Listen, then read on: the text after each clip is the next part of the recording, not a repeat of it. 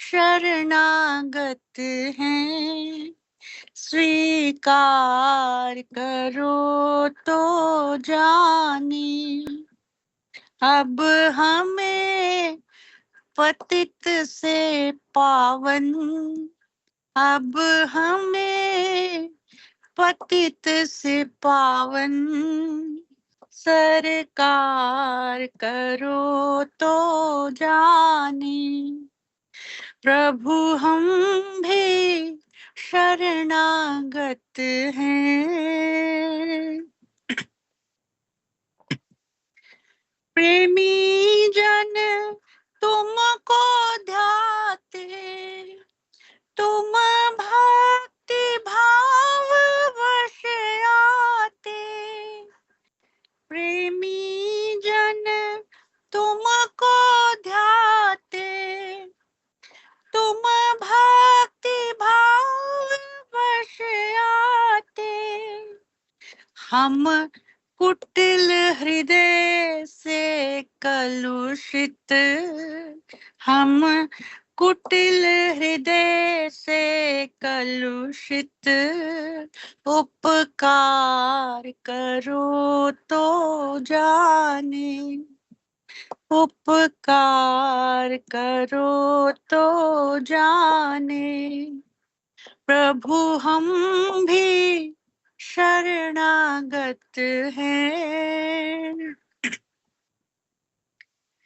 ज्ञानी तुम में तन्मय है, ध्यानी भी तुम में लय है।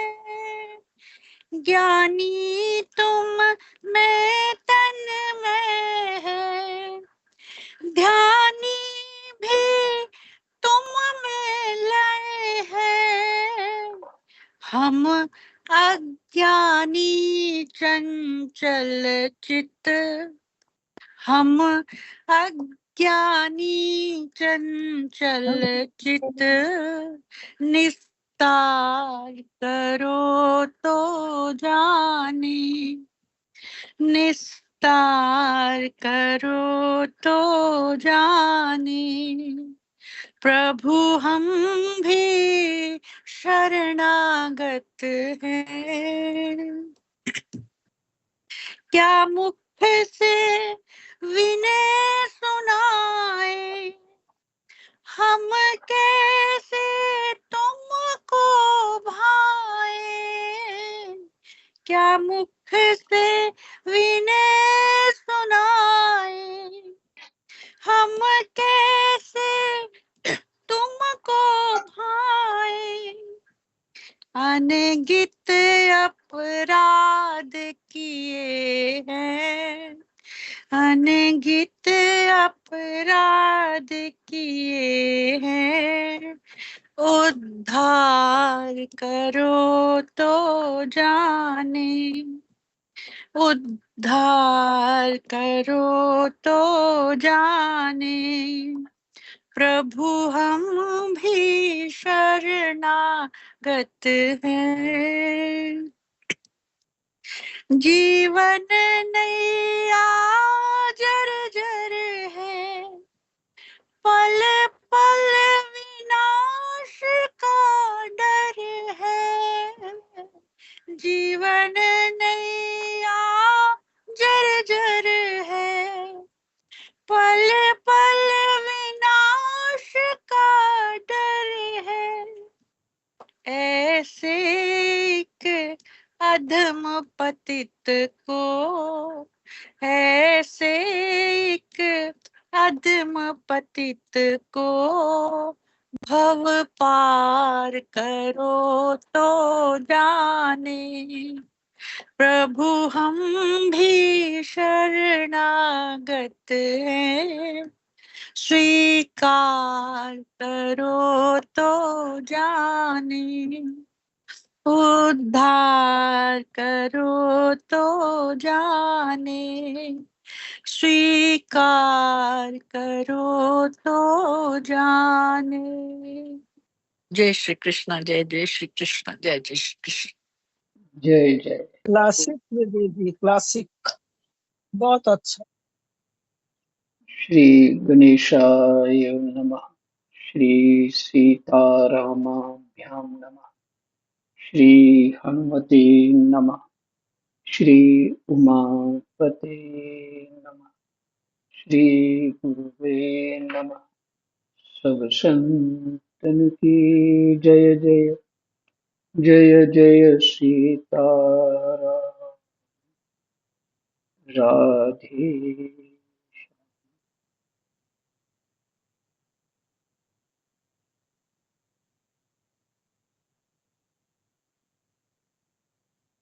अध्याय 3 श्लोक नंबर 12।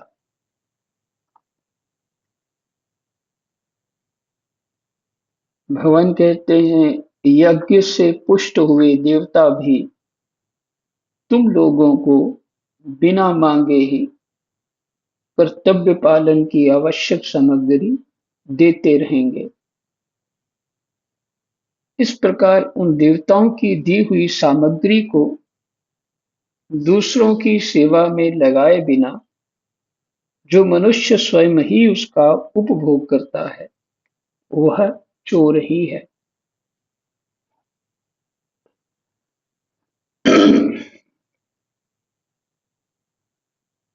वह चोर ही है। फिर से, यज्ञ से पुष्ट हुए देवता भी। कौन सा यज्ञ से पुष्ट हुए? पीछे जो श्लोक 10वां और 11वां पढ़ा आपने, 10वां और 11वां फिर से पढ़ते हैं। प्रजापति ब्रह्मा जी ने सृष्टि के आदि काल में कर्तव्य कर्मों के विधान सहित प्रजा की रचना करके कहा कि तुम लोग इस कर्तव्य के द्वारा सबकी वृद्धि करो, और यह कर्तव्य कर्म रूप यज्ञ तुम लोगों को कर्तव्य पालन की आवश्यक सामग्री प्रदान करने वाला हो। कर्तव्य कर्म रूप यज्ञ जो क्या करता है? दरिद्रता नहीं रहने देता, कर्तव्य पालन की आवश्यक सामग्री भी प्रदान करने वाला होता है। ये आशीर्वाद ब्रह्मा जी से ही प्राप्त है।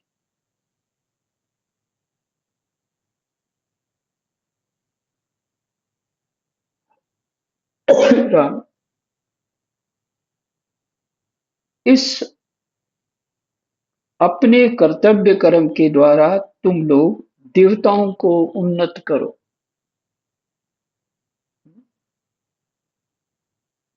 सत्कर्म से देवता ही उन्नत होते हैं,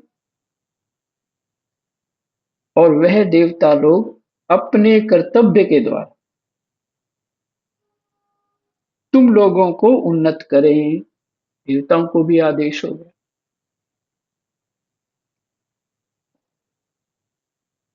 इस प्रकार एक दूसरे को उन्नत उन्नत करते हुए तुम लोग परम कल्याण को प्राप्त हो जाओगे। एक दूसरे को उन्नत करते हुए परम कल्याण को प्राप्त हो जाओगे। परम कल्याण एक ही है, भगवत प्राप्ति। वो तो कोई परम कल्याण है होता ही नहीं। यही साधन है। ये ग्रस्त के लिए ही बता दिया। विरक्त भी करे या ग्रस्त भी करे, कोई भी करे, कर्तव्य कर्म रूप यज्ञ। कर्तव्य क्या है, पहले तो ये समझना चाहिए। तो यहाँ यज्ञ की बात जो कही है,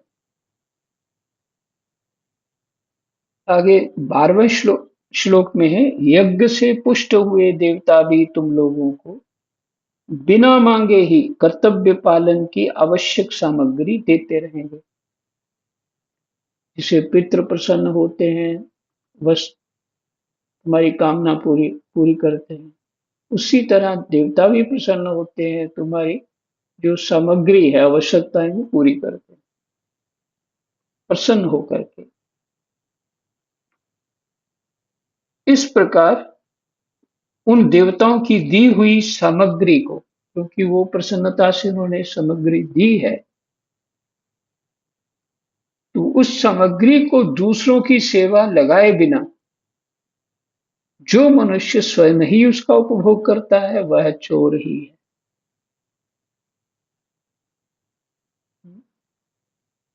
अर्थात तो सामग्री दे रहे हैं देवता तो सबसे सब में सेवा बुद्धि से बांट के खाओ, यही भाव है। जो उसका जरूरतमंद है उस तक पहुंचाओ सामग्री, क्योंकि दी हुई देवताओं की है।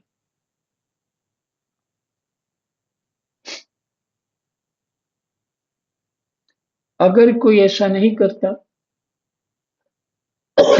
अपने घर में ही रखे रखता है और किसी को देता नहीं है, तो वो चोर ही है। तो यहाँ अब स्वामी जी की व्याख्या देखते हैं। स्वामी जी कहते हैं, शरीर पांच भौतिक सृष्टि मात्र का एक क्षुद्रतम अंश है।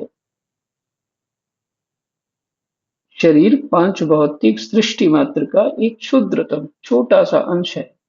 अतः स्थूल सूक्ष्म तथा कारण तीनों शरीर संसार के तथा संसार के लिए ही है। स्थूल सूक्ष्म तथा कारण तीनों शरीर संसार के तथा संसार के लिए ही हैं। शरीर स्वयं स्वरूप के किंचित मात्र भी काम नहीं आता। शरीर हम स्वयं स्वरूप के, स्वयं स्वरूप हो गया आत्मा, वो तो पहले से ही सच्चिदानंद है, उसको शरीर से कोई मतलब नहीं। कहते हैं वो किंचित मात्र भी काम नहीं आता, प्रत्युत शरीर का सदुपयोग ही स्वयं के काम आता है। शरीर का सदुपयोग है उसे दूसरों की सेवा में लगाना,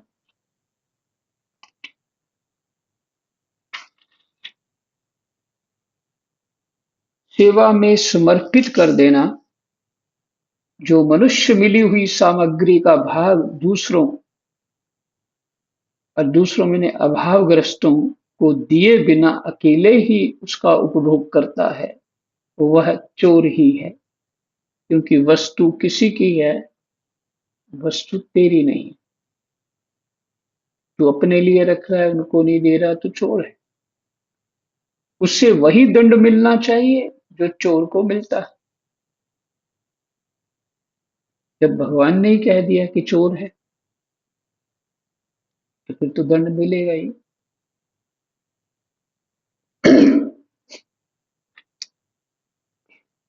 ये कोई नहीं कह सकता मैंने कमाया, कि उसके कारण पीछे कोई और है।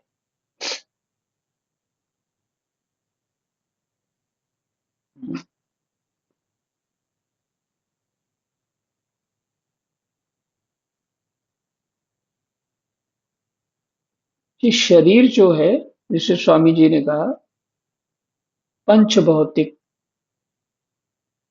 इस रचना का अंश मात्र है।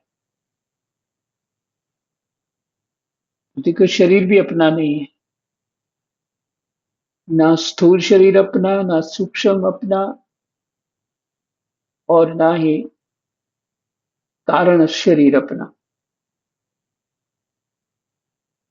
तो हम हैं आत्मा, और उसको आवश्यकता ही किसी वस्तु की नहीं।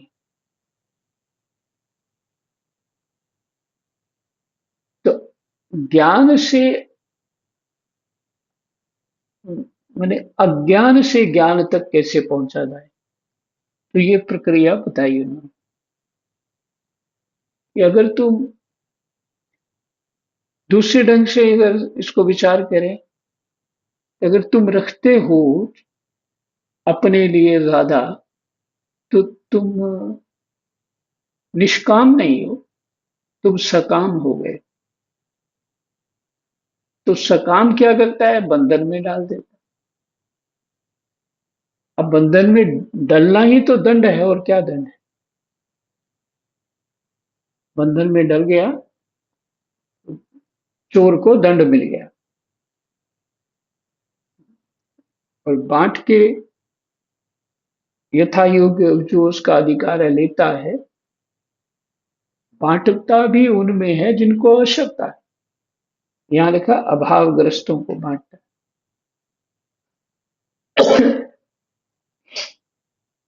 तो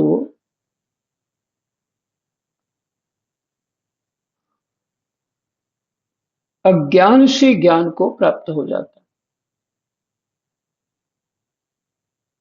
वही परम कल्याण को प्राप्त हो जाता है।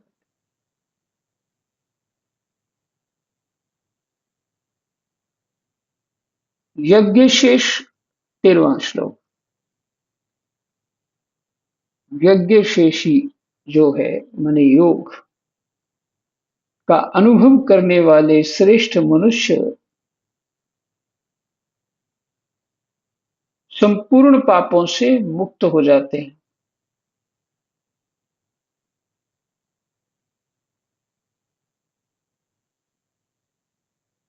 परंतु जो केवल अपने लिए ही पकाते अर्थात सब कर्म करते हैं, वे पापी लोग तो पाप का ही भक्षण करते हैं। ये कौन है? सकाम, कामना करने वाले, सुखों की कामना करने वाले।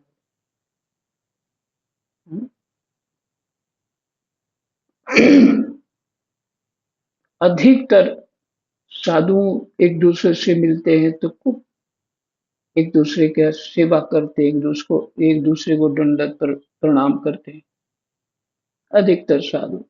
और कुछ कुछ ऐसे भी होते हैं, वो अकड़े रहते हैं, और या कुछ बुद्धि बल होता नहीं है तो भी वो दिखाते कि मैं कुछ हूँ। लेकिन अधिकतर महात्मा लोग जो है, सेवा बुद्धि से पहले महात्मा मोस्टली वही बनते हैं जो साधना का सुख लेना चाहते हैं, भगवत प्राप्ति करना चाहते हैं। और कुछ कुछ परसेंटेज तो वैसे भी होते हैं ना, कोई और ढंग के, जिनको वहां आसान लगता है कि यहाँ धर्म आसानी से प्राप्त हो जाए।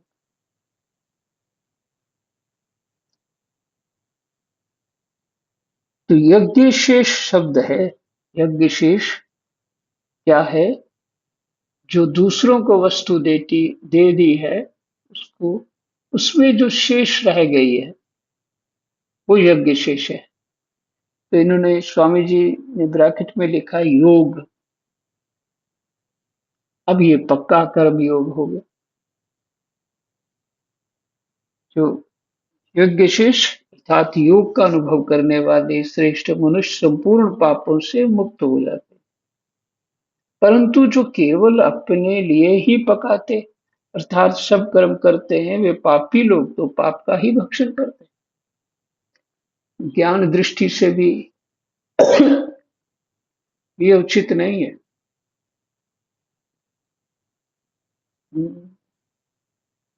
कि अपने लिए बनाओ और खाओ और दूसरे को बासा खिला दो, ये तो पाप है। और अच्छा अच्छा अपना खाओ, बच जाओ तो दूसरों को दे दो। नहीं, जैसा खुद खाना है वैसा ही दूसरों को। तो बच गया तो जल्दी खत्म करो उसको और कहीं पहुंचा। देने वाला कोई और है, तुम उसकी चिंता मत करो।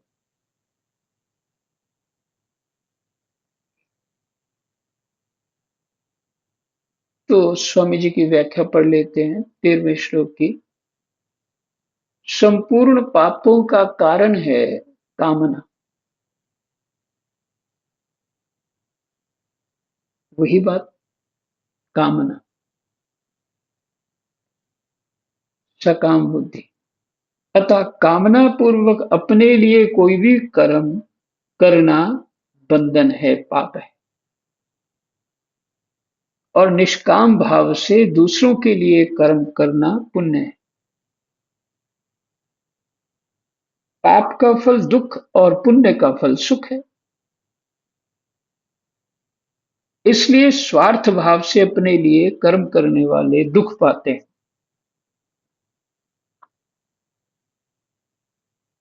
इसलिए स्वार्थ भाव से अपने लिए कर्म करने वाले दुख पाते हैं और निस्वार्थ भाव से दूसरों के लिए कर्म करने वाले सुख पाते हैं। ये बहुत गहरी बात है। समझ में आ जाए तो कल्याण होगा ही। और बिना ज्ञान के, बिना सूझबूझ के ये संभव है ही नहीं। एक एक व्यक्ति उदारता से दूसरों को भी है तो खिला रहा है, और एक कोई ऐसा आ जाता है इसे ढंग से अपना बन के, महाराज जी ये झूठ बोल के आप उसे ठग रहे हैं।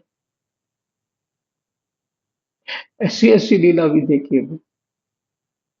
और मेरे को कन्विंस कर जाता है। ऐसे मैं अपने लिए बता रहा हूँ, कन्विंस कर जाता। तो मुझे 1-2 साल में समझ नहीं आता है, बुद्धि मेरी बड़ी डल है। मुझे 2-3, हो सकता है 4 साल बाद समझ आती है कि यार ये तो उसने गड़बड़ बोला था। हो गया तो क्या हो, अगर वो कह रहा है कि मेरे पास नहीं है तो दे दे, ठीक है, और ले।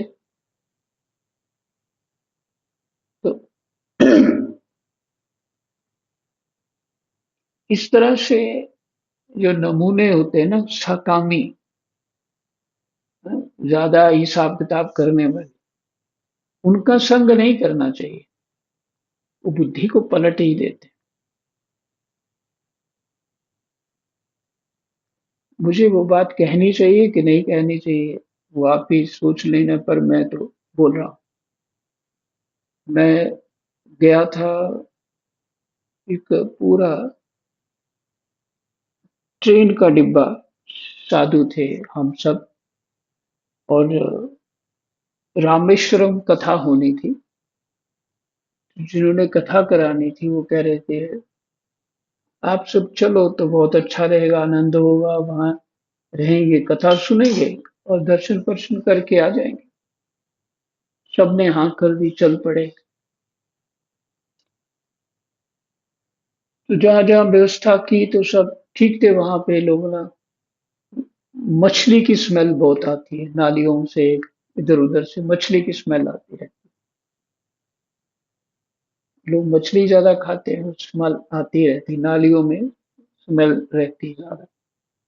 तो तो मेरा दम घुट रहा था। तो मैंने एक व्यक्ति को लिया कि कहीं दूसरी आश्रम में देखो, यहाँ पे दुर्गंध ना हो। तो हम गए। वो महात्मा अपने हाथ से ना, उनका आश्रम था, अच्छा लोग आते जाते हैं उनके पास। तो महात्मा टेबल लगाया हुआ है, गद्दी पे ही बैठे हैं, और आगे टेबल जैसा है, और सब्जी अमनिया कर रहे हैं वहीं बैठ। और दो लेडीज आई। उन्होंने कहा महाराज जी हमें कमरा चाहिए, हम बाहर से आए हैं दर्शन करने। महात्मा जी ने उनको देखा और बोला, कुछ पैसे बताए, ठीक से याद नहीं है मेरे को भी, कि 400-500 कुछ ऐसा ही, इसी था, इतने रुपए लगेंगे, सीधा बोला मैं। तो चुप रही। कुछ उन्होंने बोला शायद कम करने के लिए। तो महात्मा जी ने रूड होके बोला कि नहीं। तो अब उस समय मैं जो है, इस तरह की बात बिल्कुल समझ नहीं आती कि ये आश्रम वाले किराया क्यों लेते हैं दूसरों से रहने का। कुछ बुद्धि और तरह की थी, इन सब व्यवस्थाओं के विषय में जानकारी भी नहीं। बहुत पुरानी बात है, 30 साल पहले की हो। तो कभी कभी उसका विचार आता, तो ये चित्त में आता, फिर ये सेवा क्यों कर रहे हैं? कह तो रहे हैं सेवा करनी है, किस तरह रूढ़ क्यों है? पर हाथ से वो अमनिया इत्यादि भी कर रहे हैं, सेवा भी कर रहे हैं। अब मैं आज तक उस बात को समझ नहीं पाया हूँ, क्योंकि कुछ ऐसे लगता है कि ठीक नहीं है, पर क्या ठीक था मुझे अभी भी समझ नहीं आया उसमें। इसलिए इस सेवा कार्य साधारण नहीं होता, इस सेवा कार्य आसान नहीं है। इसी वजह से भक्तमाल में बहुत सारी कथा सुनी बाबा से। वो जमुना किनारे एक महात्मा रहते थे, और उनके पास लोग बहुत चढ़ावा चढ़ा जाते थे आगे, बहुत सारी वस्तुएं। तो महात्मा शाम को उठ के जमुना जी में डाल आते। जो महात्मा देखते हैं उनको बड़ा बुरा लगता है, ये क्या करते हैं, कहीं आश्रम पहुंचा दे, ये कर दें वो कर दें, ऐसा ऐसा।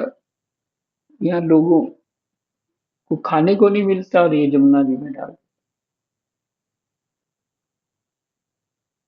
तो जो नया नया साधक उनके पास आया था, उन्होंने कहा कि आप महाराज जी, इसका लोगों को बना के खिला दिया जाए तो अच्छा है।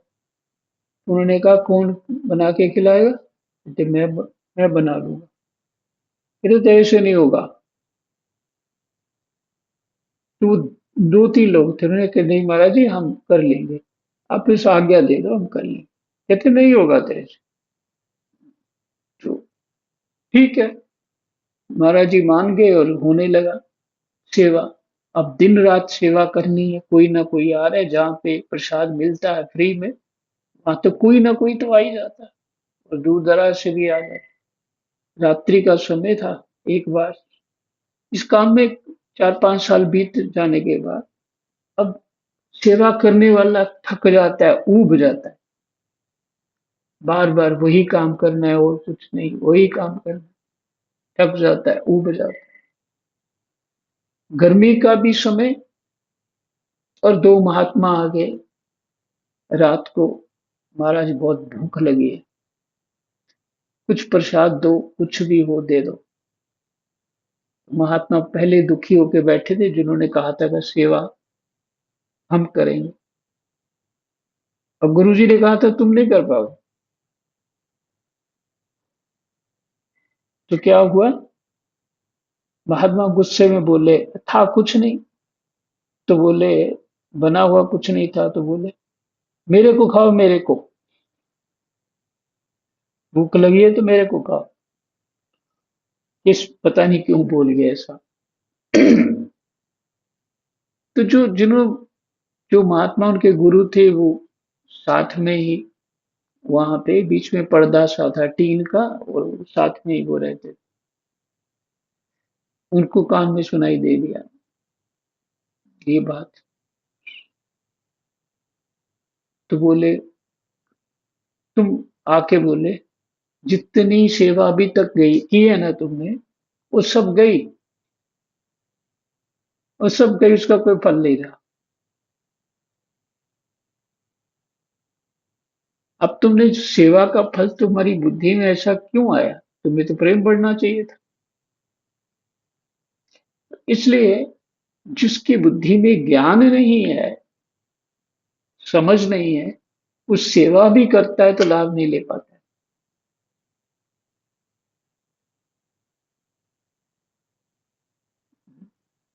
वो कुछ और ही नाप तोल कर रहा होता है। भगवत बुद्धि तो होती नहीं दूसरों के प्रति। ऐसी भक्तमाल में बहुत सुंदर सुंदर कथा है। तो गृहस्थ एक तप का स्थान है, जहाँ अपना सुख नहीं देख सकते।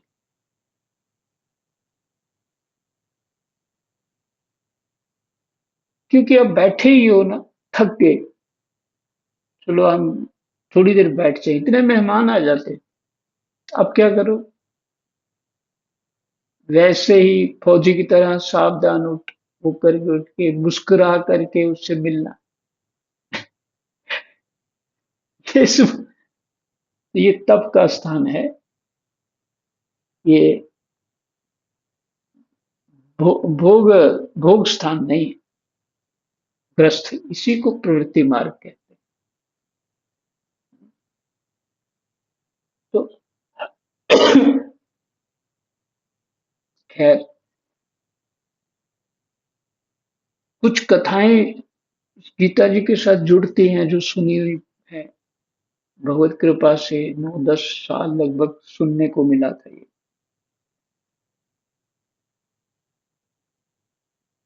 भक्तमाल की कथाएं।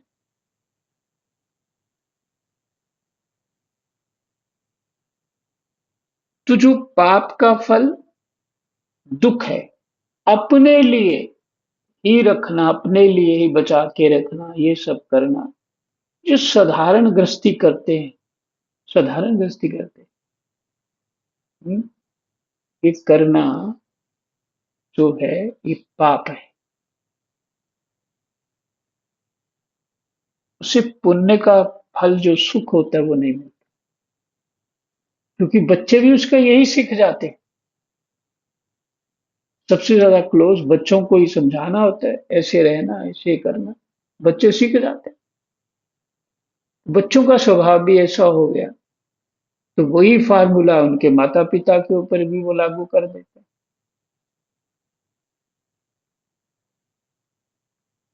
उदारता कहाँ से आ जाएगी?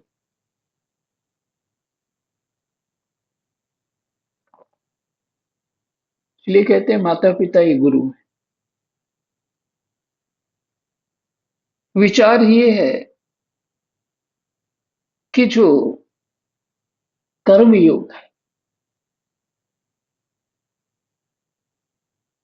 अब ये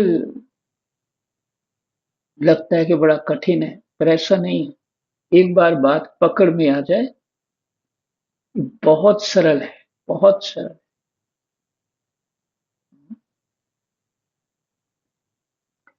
सीधा होकर के बात होनी चाहिए ना, बुद्धि में 10 बातें रख करके होशियारी मत करिए।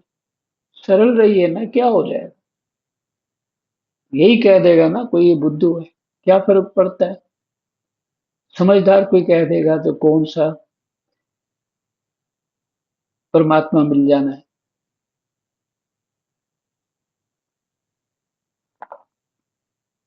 तो निस्वार्थ भाव से दूसरों के लिए कर्म करने वाले सुख पाते हैं।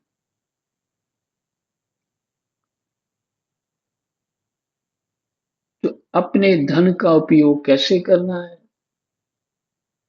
ये सावधानी अपने विवेक बुद्धि से जितना समर्थ है वैसे करना चाहिए।